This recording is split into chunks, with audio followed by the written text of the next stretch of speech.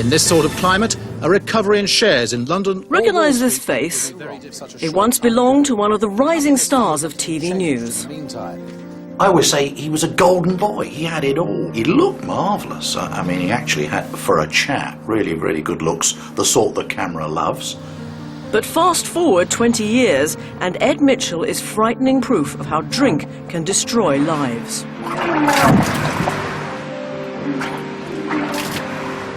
He's lost his job, his marriage, his home, and his self-respect. And I want to get back to being true to myself. He's now been given a final chance to turn his life around.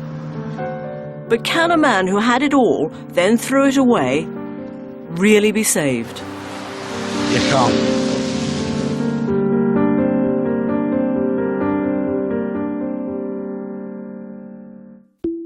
I'm Carol Barnes. For 27 years, I was a reporter and newsreader for ITN. Citizens Advice Bureau say so many people are now coming to them with debt problems that... When the Chancellor stops here to pose for photographs with... Ed Mitchell was once one of my colleagues. Talented, handsome, and seemingly destined for big things. So much is expected of him because of his fortunate financial position. Our paths separated in 1988, and I hadn't seen Ed since. But then, just before Christmas, this photo of us together appeared in the newspapers. Ed was back in the media spotlight, but for all the wrong reasons. Night after night, for the last 5-6 weeks, it has been down here. I'd never thought it would come to this. You do learn basics, which is get some very good dry cardboard, get a damn good sleeping bag. You sleep with one eye open, because you never know what might come your way. In my case, I've got to say that a good night's sleep is waking up alive. After losing his own home over a year ago, Ed had gone to live with his ailing mother. But tired of his drinking, she'd told him to leave. He'd been sleeping on this seafront bench in Brighton for 6 weeks, with each evening bringing anxiety and nightmares. Oh, God.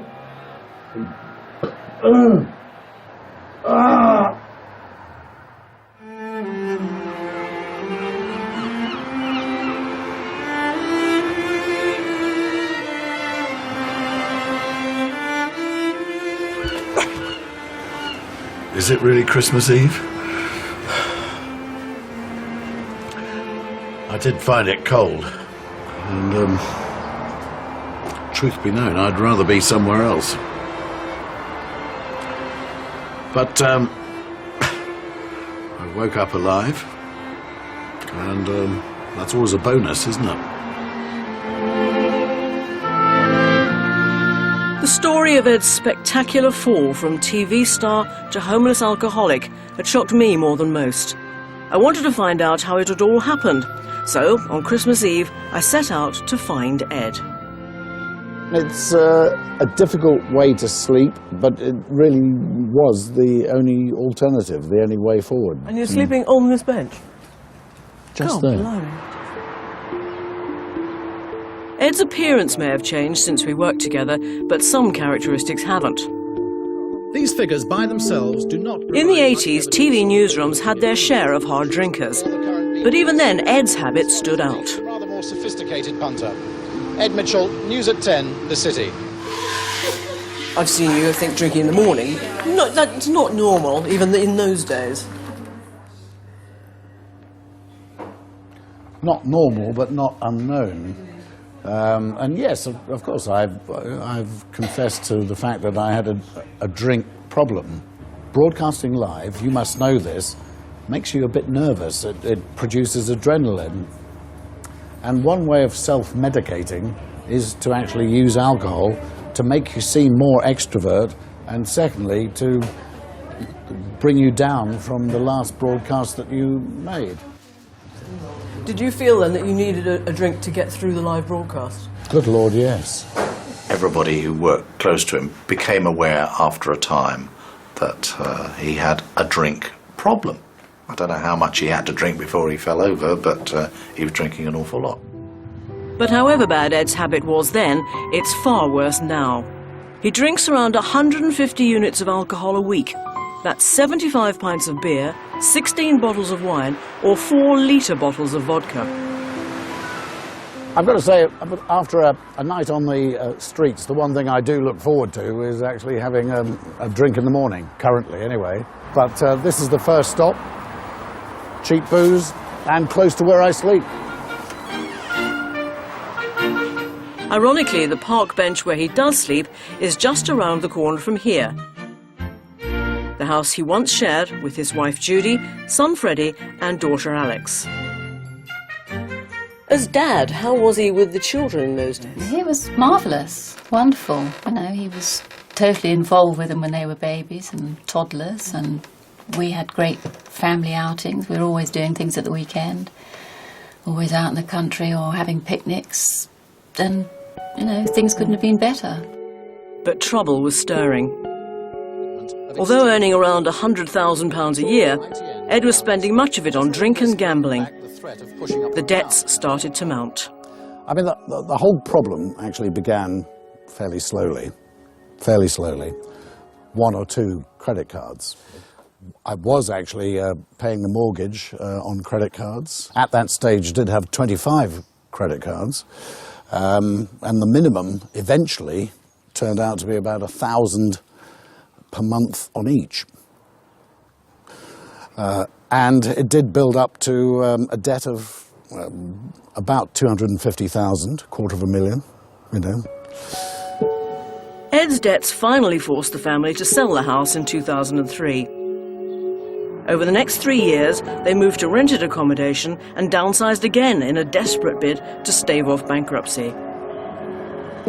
I just thought if I just kept up the facade, I would actually escape from the problems that I knew responsibly and knowledgeably were there. I mean, the stress is enormous. You know, I wasn't sleeping. I was waking up screaming. I was relying on alcohol to keep me going. It was awful. What would he do when he was drunk? He was run over, he had accidents, he collapsed at a station in London and had to have his clothes cut off him by the ambulance crew. Looking back now, I can see all the symptoms that were there. The blackouts, the falling over, the broken ankles, the traffic accidents that I had, smashing myself up in sports cars, lost weekends. You know, that ought to have been a warning signal. And I didn't think it at the time because I thought it was actually perfectly normal. I think the words I would connect with Ed and drink is that he saw it as an old friend. That's what he used to say. Indeed, by the standards of America's vast... Ed Mitchell, ITN, Downing Street. But chancellors have had to face worse problems. Ed's marriage may have been increasingly affected by alcohol. But in the early 90s, his career seemed to go from strength to strength. After he'd been at ITN, he went back to the BBC, and I was watching one of their main bulletins, and Ed was presenting it. The headlines this Friday morning... And I thought, golly, he really has got it all. He's really terrific. He can do everything, and now he's there presenting. This could be his career, because that's the best job in the building. Good morning and a warm welcome to Business Breakfast with business news from around the world. Now the other main... But behind the scenes, drink was rapidly taking over Ed's whole life. Losing the thread here. And that promising career was to crumble. It was very traumatic to have been sacked by the BBC. He attempted to go on air having had too much to drink, and it was obviously a drink too far, because he must have gone on air loads of times. Lotto. Oh, right. That's completely wrong. Yeah, we had a letter sent down by a motorcyclist. A courier came round with a letter. It was absolutely ghastly. Well, I'm going to collapse on a deck chair on Brighton seafront, and that's all from Business Breakfast for now. Hello and welcome to... Ed carried on drinking, and other jobs would end in similar fashion. My style of broadcasting, they didn't really like it. Executive Vice President of Zoo.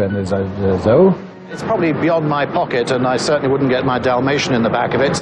and got absolutely monstrously pissed and decided, stupidly, to go back and tell the editor that she was entirely unsuited to her job. And, yes, that led swiftly to my exit from the company. The professional and personal descent accelerated, and unable to find work, Ed's alcoholism worsened. Judy eventually divorced him and had to move to a flat in the local area. Ed hasn't worked properly since 2000. Oh, it's Happy Christmas. Thank you very much.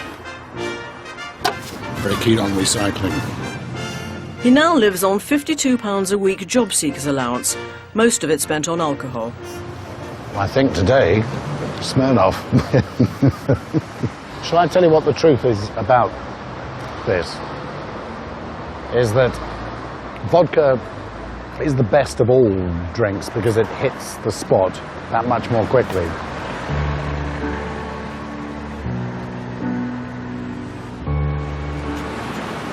There were times when I would actually swim out to sea with a bottle of vodka, and I'd float on my back, think this is the most magical moment.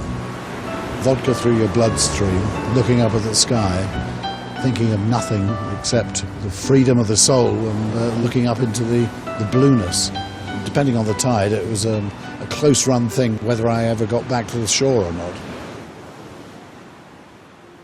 Throughout their early childhood, Ed's children, Freddie and Alex, looked up to their father. Now, adults themselves, they've tried and failed to recreate the relationship they once had. I feel like I've lost the dad I used to know and love. I feel like I've lost that life, and I'm never going to get that back, which is quite hard for me, really. I can't help him anymore. I can encourage him, I can stick by him, support him, but it is down to him. Ed's time is running out. As an advanced alcoholic, he's no longer able to eat properly, and his liver is close to collapse.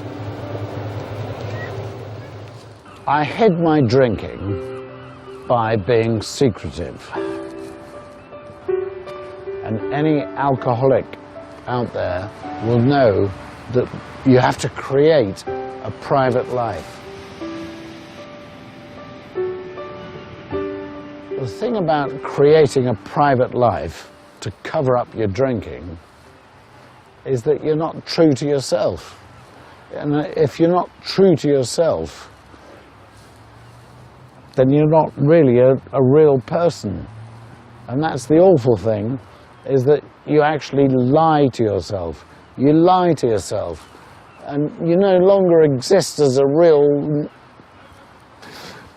You no longer...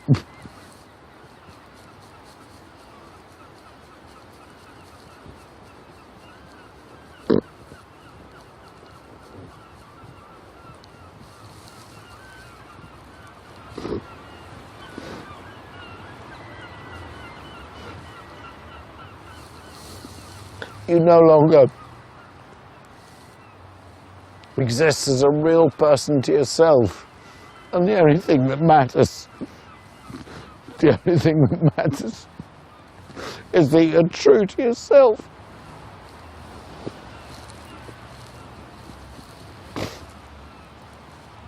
And I want to get back to being true to myself.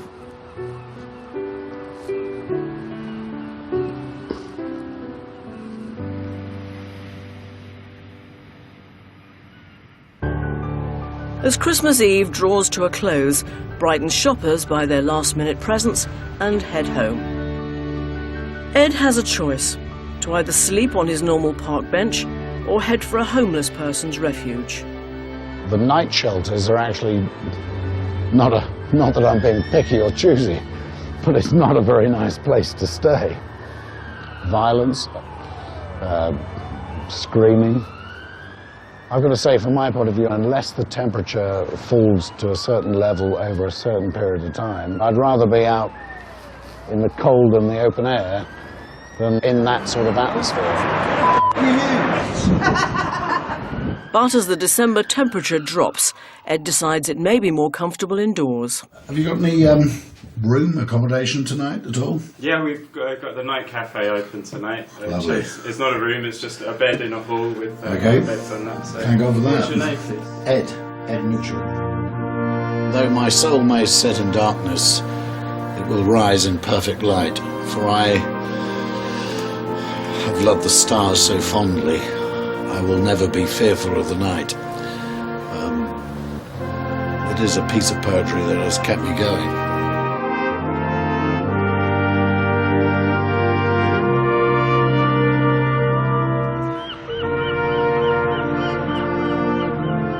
I got through the night and it was awful, absolutely awful. They don't think that someone like me can be homeless, but I am homeless, and that's it.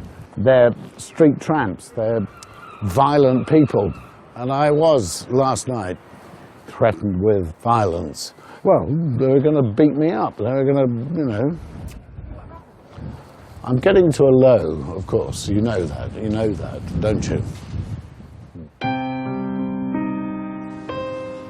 Once, Ed would have spent Christmas with his family. This year, the day will be shared with his drinking buddies and his new partner, Mandy. I met Mandy in a pub in Hove. She does have the occasional taste for the liquor, which is something we shared, you know. Merry Christmas, everyone, and a Happy New Year. Another marathon drinking session begins. Yeah, get the barbecue out next Alcohol is such a devious molecule. I mean, it really actually locks into your brain and it makes you do things that you wouldn't normally do. For Ed's family, there are echoes of Christmases past. We gave up having dinner parties and people ran for dinner because it was just far too much. He was a liability. You can't possibly be filming. You can't possibly be filming. He was pretty bad over several Christmases. He was unpredictable and totally unreliable. Would disappear for days and then come back. Try to look after him. Everybody does. As he is doing now, he's getting a little bit of beer in him, and you forget who he is. He told me so many times he hated what drink did to him. He hated drink, but it was always like an old friend, and he hated doing that. He drank mouthwash that had alcohol in it. He was so desperate. Even my daughter, Alex, she said, "Why are you still with him? For God's sake, leave. He's never going to change."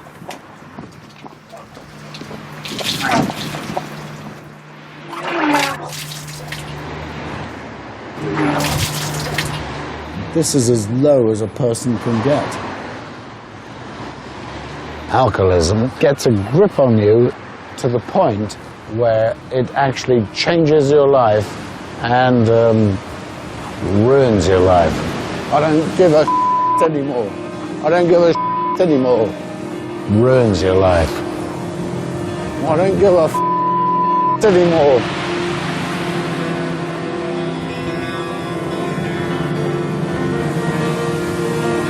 Don't give a anymore.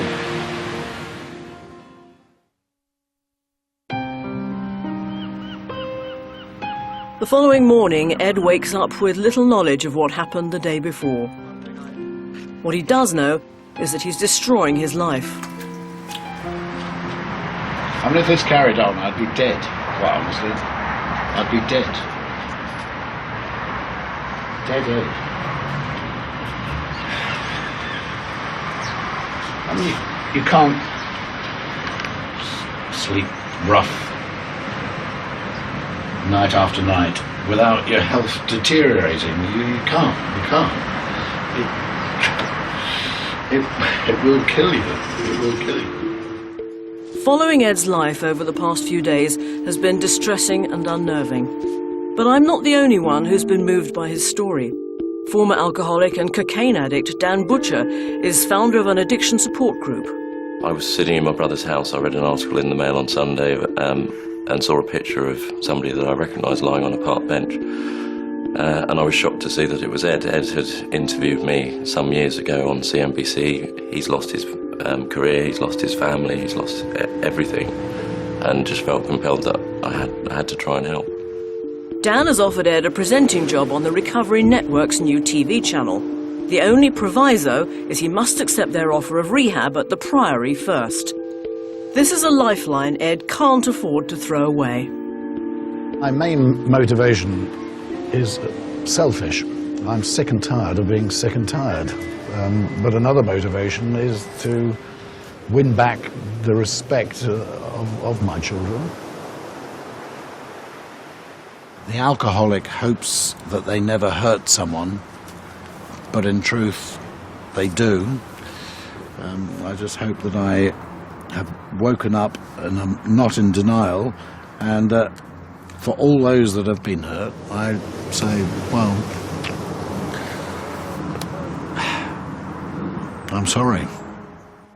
Ed has been in rehab before. In 1997, he dried out and was sober for 10 months before eventually going back to the bottle.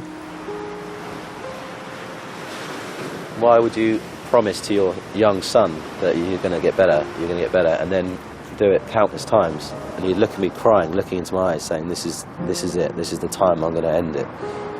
And so when he'd drink again, then, you know, I mean, what are you supposed to think, really? Because you don't have much hope for him. I do think it affected them a lot. Alex became very sullen and introverted, and Fred just glued himself onto the computer with his headphones on and escaped that way. I wrote to him in a letter the other day, which I hope he's read, which is, take this chance. You know, you probably won't be offered another one. Do it. Do it for yourself and do it for Freddie and Alex. And for you? For me as well. I'd be happy if he does, yeah.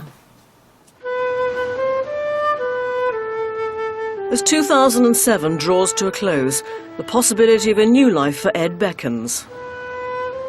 His admission to the Priory is imminent, but the success of his treatment is by no means guaranteed.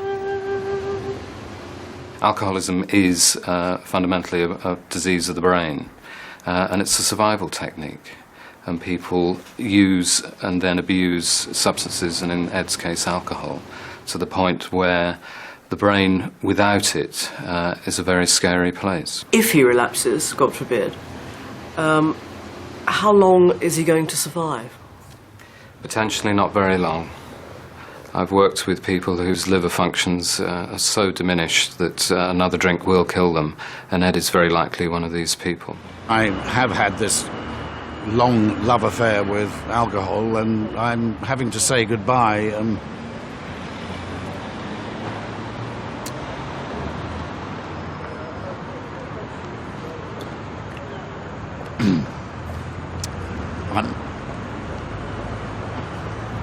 I'm having to say goodbye to it, that which has become my enemy, but also say goodbye, I think, to some people that I could perhaps no longer be with. It's daunting, but it's also quite exciting, because it'll be a hell of a relief to say goodbye to drinking and that sort of lifestyle.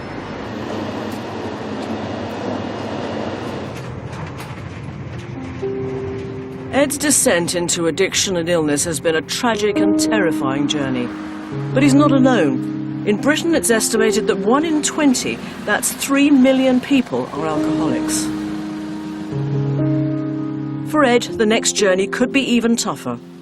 Can he become a man who no longer has to have a drink in his hand to face the day?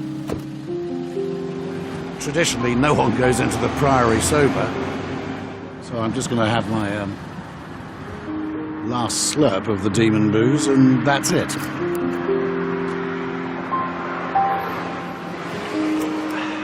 Goodbye.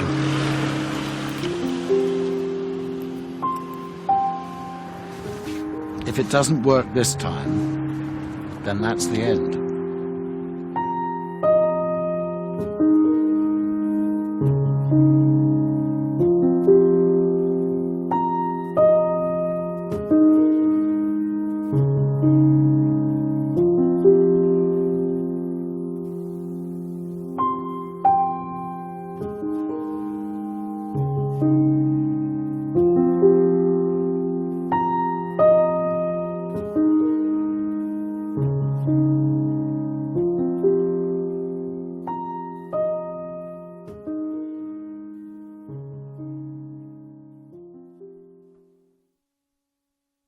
If you have, or think that you may have a drink problem, contact Alcoholics Anonymous on 08457 697 555.